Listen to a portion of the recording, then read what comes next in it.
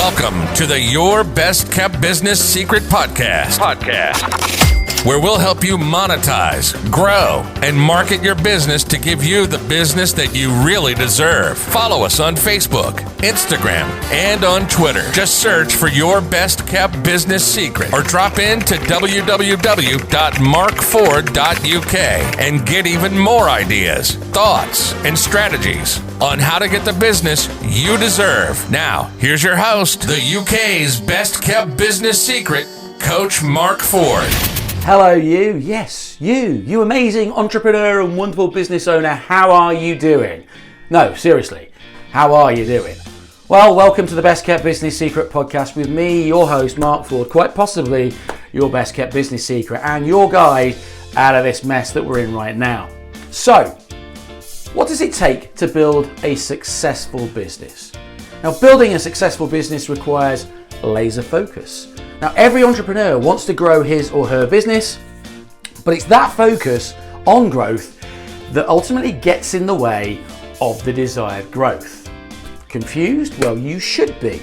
But the point is that you can focus on growth all you want, but unless you find a way to provide more value, your growth will just grind to a halt. So let's take Amazon, for example. No, please take Amazon. Just give somebody else a chance. But they are constantly finding ways to provide more value to their customers, from free same-day shipping to testing 30-minute drone delivery, and that sets them apart from other e-commerce retail options. The same value-focused approach can be applied to any business. Now, I'm constantly networking, and since I spend a considerable amount of time here in Leicester City, obviously not the football club, I'm a little bit past it, gotta be honest, but I do spend my time in Leicester City these days.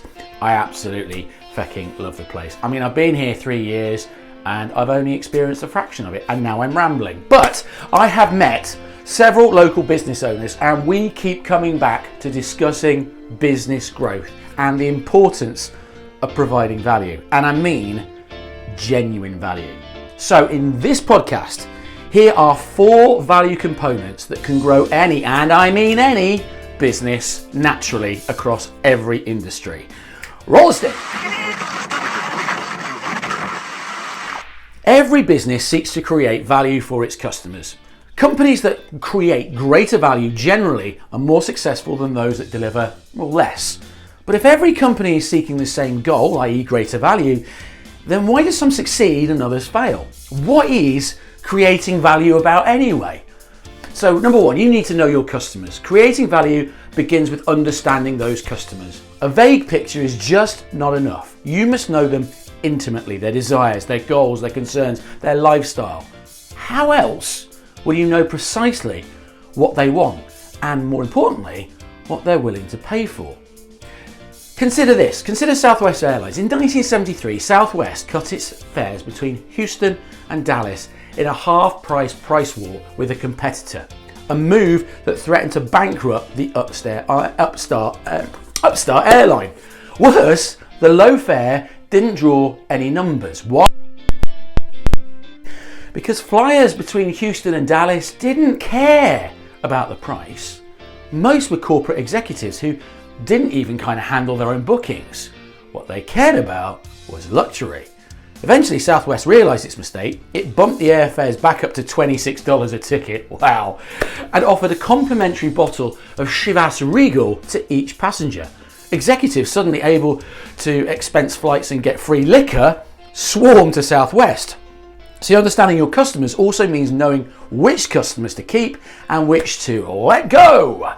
The old axiom, the customer is always right, is not a bad starting place for entrepreneurs, but in reality, it makes little sense to invest in difficult customers that offer little return. So knowing your customers gives you the ability to identify the good investments and get rid of the bad ones. Number 2, price and value. Entrepreneurs are constantly messing with their prices. You cut prices to get customers in the door. You raise prices to lure those clients who believe higher prices means better quality. Well, stop it now! See, it's important to remember though the basic purpose of pricing. Consider your average customer. How do they evaluate short-term gain? Your average customer will estimate how much they are willing to pay for your product or service and then subtract what you're actually charging. The greater the distance between these points, the greater the perceived short-term gain. But offering the lowest price is not necessarily a winning strategy. You see, your average customer have another number in their heads as well. It's what they believe your product or service is actually worth. In other words, how much have you got to charge to break even? See, when your prices are so low that customers can't imagine how you make a profit, they really do start to question the quality of your product or your service. They wonder which corners you are cutting. This is why knowing your customers is so crucial. You must know what price they are willing to pay, what price they find excessively cheap, and the precise sweet spot in between.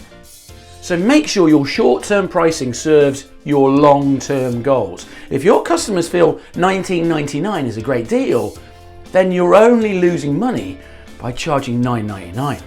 Number 3, increasing value, not just lowering price. Now, adding value is not merely about adjusting prices, okay?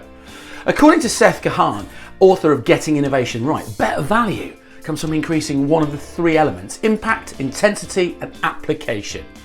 To increase impact, adjust the consequence of doing business with your company. A perfect example is Chegg. They are a textbook rental company. Other companies offer some similar rental services, but whenever you rent a book from Chegg, the company plants a tree in locations around the world. Environmental activism becomes an additional consequence of doing business with them. Increasingly, intensity means offering greater potency. Imagine 2 gas boiler installation services. Both offer quality units and service, but one company offers to fit a smart meter for free. Now that is more intense service. To increase application, offer a wider array of uses for your product or your service. Let's say you teach yoga classes. In addition to regular classes, you decide to record your sessions with alternate poses adapt for elderly participants. Offering those videos on your website and social media increases your application of your service. Number 4, intangible value. Now, it's important to remember that value is both relative and subjective. For every customer, there are certain intangible factors that create value. Since intangibles appeal to certain customers and not to others, we again come back to how well you know your customer. Which intangibles will appeal to a customer? Intangible value factors are like nostalgia, morality, respect, patriotism, valued member, and social awareness. But intangible value has become more and more important in recent decades with the increasing influence of millennials, who as a generation spend their money differently than previous generations, preferring socially responsible companies and businesses that they see healthy, transparent, and ethical. In fact, did you know that a recent Nielsen study concluded that 66% of consumers are now willing to pay more if products and services come from businesses committed to positive social and environmental impact? So the conclusion, creating value is key to sustaining a profitable partnership with your clients. But you can't create value if you don't know your customers. No matter if you are just a startup company or you've been in business for decades, you can never know enough about your customers. Don't overlook the fact the value is it's just more than price. For most customers, price is just one factor out of many, many factors.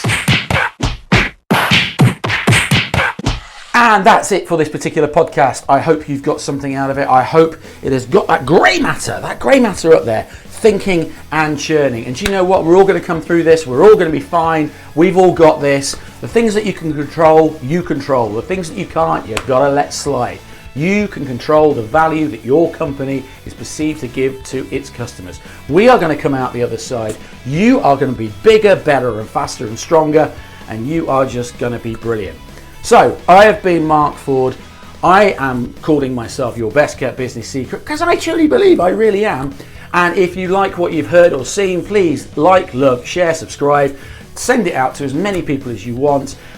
I will see you on the other side, you brilliant, wonderful business owner, entrepreneur, you. I'll see you soon. Take care.